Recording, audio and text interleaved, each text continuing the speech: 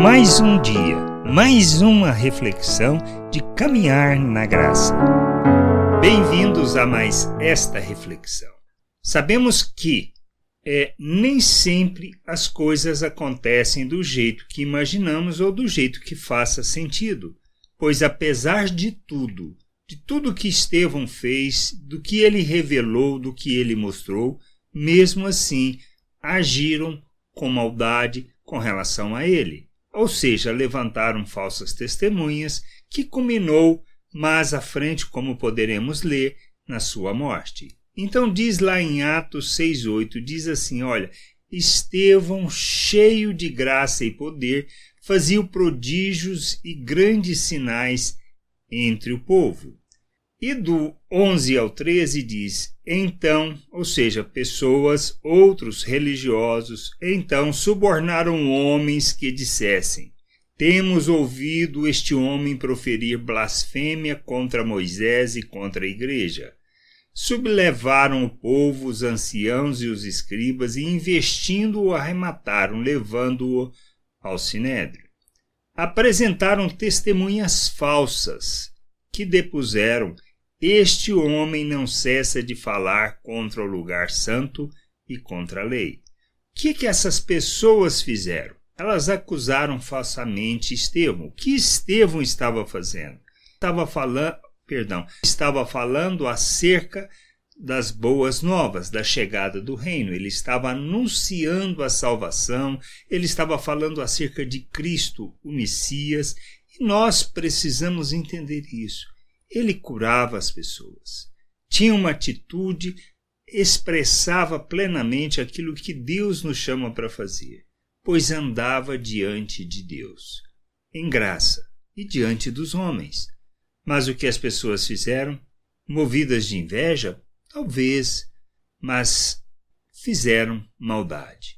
Arrumaram falsas testemunhas, acusaram injustamente aquele homem, para apresentá-lo perante o sinédrio. Então, o que a gente precisa entender é que, independente do que façamos, que sejamos pessoas que andam segundo a vontade de Deus ou não, nós poderemos sofrer não pelo que nós fazemos, mas por causa da maldade das pessoas.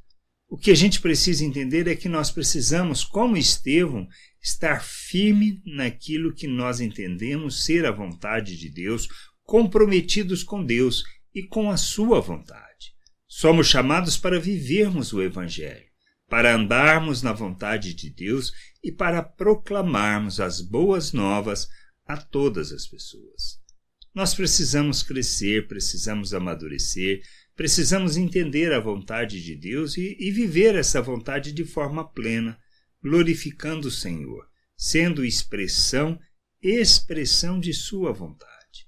Que a gente possa entender isso e buscar cada vez mais o amadurecimento e entendimento para compreendermos que mesmo apesar de tudo que possa nos sobrevir, nós precisamos ser fiéis e cheios de devoção com relação à vontade de Deus, com relação ao nosso Deus, compromissados com Ele, andando na verdade, sendo expressão da justiça neste mundo. Que a gente possa viver segundo a vontade do Pai e não conforme a forma de pensar deste mundo, independente do que possam nos fazer. Que a gente entenda, compreenda estas coisas e que a gente possa andar segundo a vontade do Pai. Graça e paz sobre a tua vida. Amém. Você acabou de ouvir uma reflexão de caminhar na graça. Se você gostou, curta, compartilhe, leve esta mensagem a outras pessoas, para que elas também possam compreender e entender a vontade de Deus. E leia as Escrituras, pois ela é a base, o fundamento para você julgar tudo o que você tem lido e aprendido acerca da vontade de Deus.